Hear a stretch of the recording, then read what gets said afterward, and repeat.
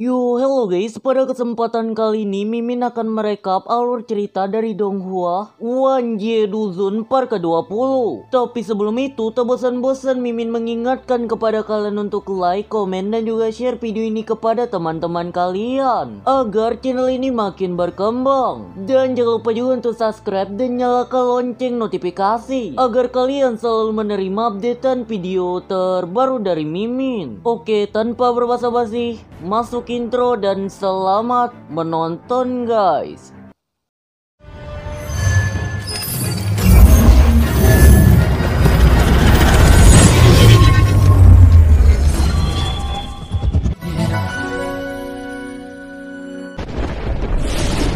Pada awal cerita, kita diperlihatkan dengan Ketua Beicang yang sangat cemas akan sesuatu. Kemudian Ketua Beicang langsung memberikan sebuah token kepada Lin Feng, yang guna dari token itu, saat 3 bulan yang akan datang, Lin Feng bisa bergabung dengan Sakti Pedang Surgawi tanpa melakukan penilaian sedikit pun. The real punya orang dalam nih Lin Feng ya cuy.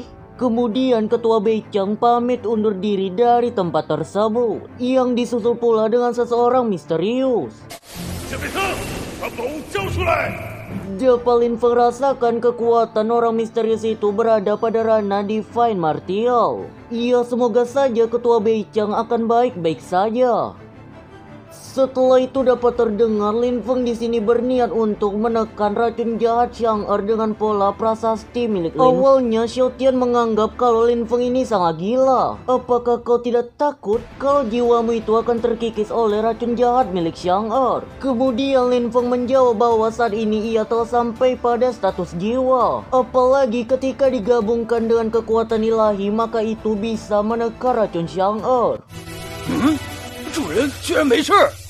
Tak sampai di situ, kini Lin Feng juga memakai kekuatan makam dewa pada proses tersebut. Sementara itu, Nona Zian yang melihat hal tersebut sangat kagum kepada Lin Feng karena Lin Feng sangat laki, yaitu mengorbankan apapun demi orang yang disayanginya. Setelah tubuhnya tak kuat lagi menahan racun yang dimiliki oleh Xiang-Er, Lin Feng pun kini menghentikan proses penekanan itu. Awalnya Lin Feng menyuruh Nona Zian untuk tidak mendekatinya dikarenakan ini sangat berbahaya. Tapi Nona Zian yang telah bucin akut tidak memperdulikan larangan dari Lin Feng. Terlebih lagi Nona Zian juga mengatakan kalau Lin Feng boleh menggunakan barang-barang pada pavilion Nona Zian untuk mengobati racun Xiang-Er. 林峰谢过。 Berlisin pada saat Lin Feng sedang melakukan detoksifikasi racunnya, hingga tiba-tiba kondisi Xiang-Er kini makin memburuk. Dapat terdengar pula Lin Feng salah bingung apa yang harus ia gunakan untuk menyembuhkan racun jahat milik Xiang-Er. 以前的普通毒素天恶之毒，用解毒丹也无法奏效。 Setelah berpikir panjang, Nona Zian baru ngeh bahwa 600 mil dari kota Tianyuan ada sebuah kolam yang dinamakan sebagai kolam kehidupan pada lembah umur panjang, yang dimana air pada kolam itu dapat melemahkan semua gas beracun karena pada air itu terdapat sebuah sihir penyembuh. Kemudian tiba pula Xiao Tian, yang mana Xiao Tian sekarang membenarkan perkataan dari Nona Zian. Karena jika Xiang-Er mendapatkan air itu, maka Xiang-Er bisa mengendalikan racun di tubuhnya. Apalagi dengan air ini mungkin saja tubuh Xiao Tian bisa dibentuk kembali dan membuat Xiao Tian bisa kembali ke puncak tahtanya. 真气， 真正的生命之水，这丫头，呸，紫嫣姐姐说来， Setelahnya Nona Zian mengatakan jika kita ingin masuk pada tempat atau lembah itu, maka kita memerlukan sebuah token yang dapat membuka pintu menuju jalan masuk pada lembah tersebut. Tapi dikau tenang saja Lin Feng, dikarenakan Nona Zian tahu bahwa token itu berada pada tetua dari aula cabang kuil Wuseng. Yang masalah ini serahkan saja kepada Nona Zian, karena Nona Zian kini berniat untuk membalas budi atas kebaikan Lin Feng. Setelahnya dengan jiwa perpakboyan yang Lin Feng miliki, ia berterima kasih kepada Nona Zian, sembari Lin Feng juga mengelus-ngelus halus tangan Nona Zian. Intinya sekali dayung 20 terlewati ya cuy. Selanjutnya dengan tersipu malu, Lin Feng meminta tungku pil secara gratis dengan Nona Zion. Dan Nona Zion yang telah bucin akut mengiyakan permintaan dari Lin Feng itu. Kemudian kita dialihkan scene pada saat Lin Feng ingin memasuki tempat pemakaman dewa. Yang mana dapat lihat di sana ada Nona Bai yang menghampiri Lin Feng. Dan Nona Bai mengatakan ayo kita perbaiki ombak dan membalikan awan lagi. Intinya membuat suatu keajaiban. Akhirnya kita dialihkan sisi pada saat Lin Feng ingin melakukan pemurnian pemakaman dewa.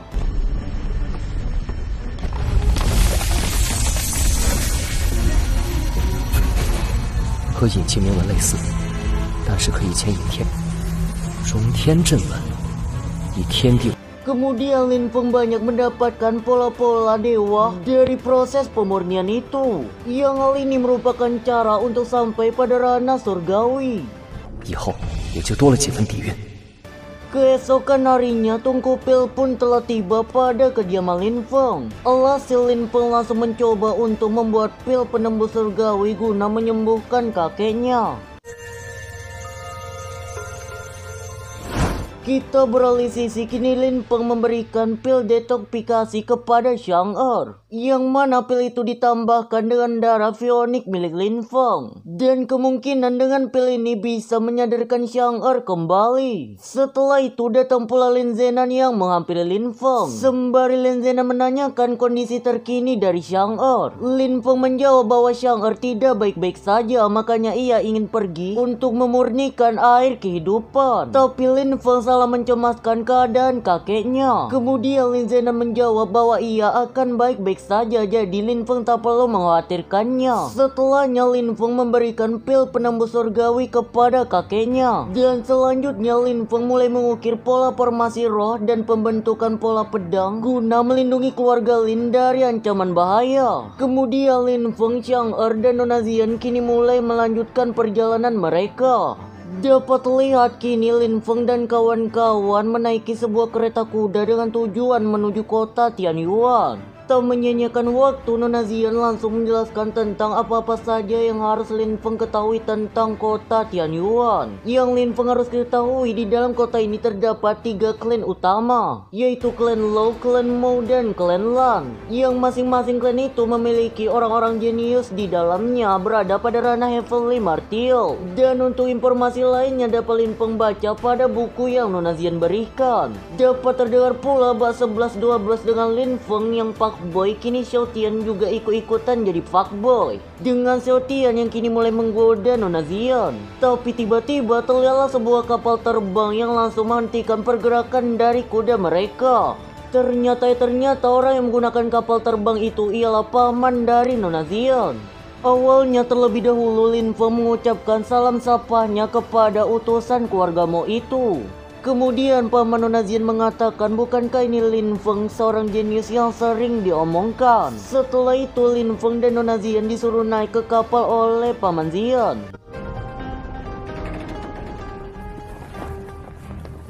Sesampainya di atas kapal, Tuan Mo langsung menyuruh Nona Zian untuk membawa Xiang-Er ke pavilion dulu. Sementara Tuan Mo kini sedang membunyi Lin Feng dari kabar angin yang ia dapatkan. Ya intinya paman Nona Zian ini sangat terkejut dan terkagum-kagum akan kekuatan dari Lin Feng. Yang nyatanya itu sih tak perlu dibingungkan lagi dikarenakan Lin Feng ialah putra dari kebanggaan surga Lin Xiao Tian. Kemudian Tuan Mo juga berterima kasih kepada Lin Feng karena sebelumnya Lin Feng telah menyelamatkan Nona Zian.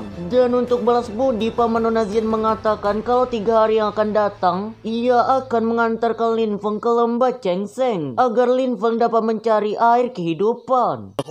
长生谷开启之日， 林峰便先谢过莫殿。 Dapat kita ketahui pula atau kita mendapatkan info ternyata lembah ini hanya dibuka 3 tahun sekali. Dan selama 300 tahun sebelumnya tidak ada seorang pun yang mendapatkan air kehidupan. Jadi Lin Feng harus mempersiapkan dirinya dan mentalnya untuk mendapatkan air kehidupan tersebut. Dan singkat cerita tibalah mereka pada kota Tianyuan.